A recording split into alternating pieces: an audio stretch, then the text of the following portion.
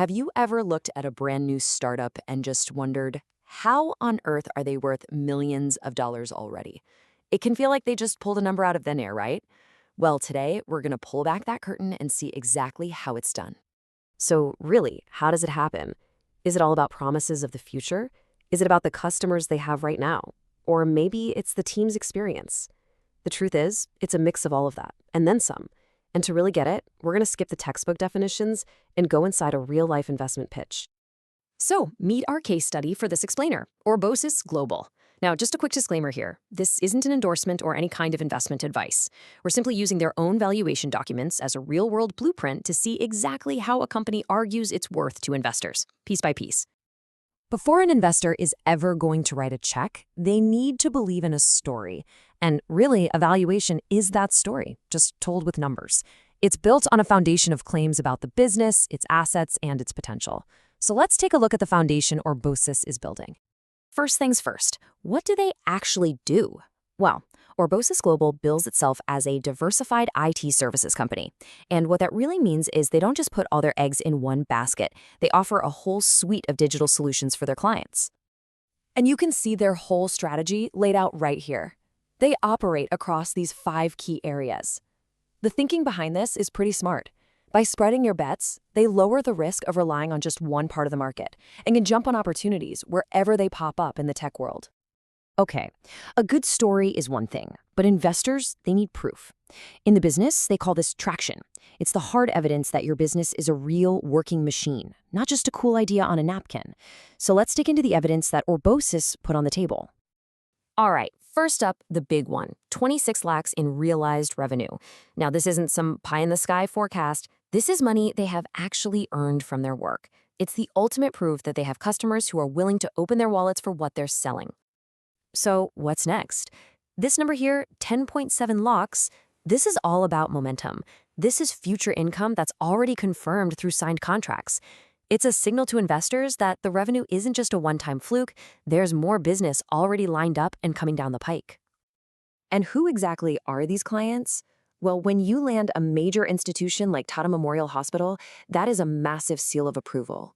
It tells investors that this isn't just a small-time shop. They've proven they can handle big, important projects for serious organizations. And get this, it's not just about services.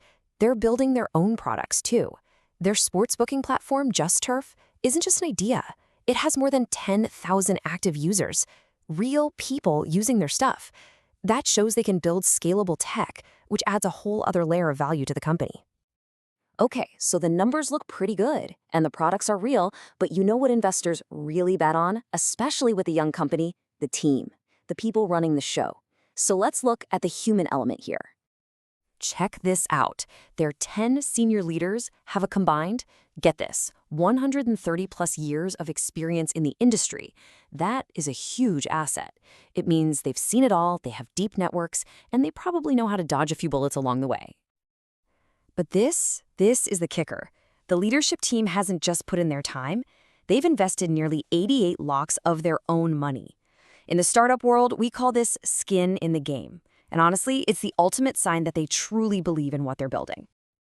So we've got the proof, the products, and the people. Now it's time for the main event. How do you take all of that and boil it down to a single number? Let's get into the math. It really is the million-dollar question, or in this case, the crore ruby question. But see, evaluation isn't just guesswork. It's a structured process using established methods. Let's see exactly how Orbosis did it. All right, before we go any further, there's one key term you've got to know, pre-money valuation. And it's simple.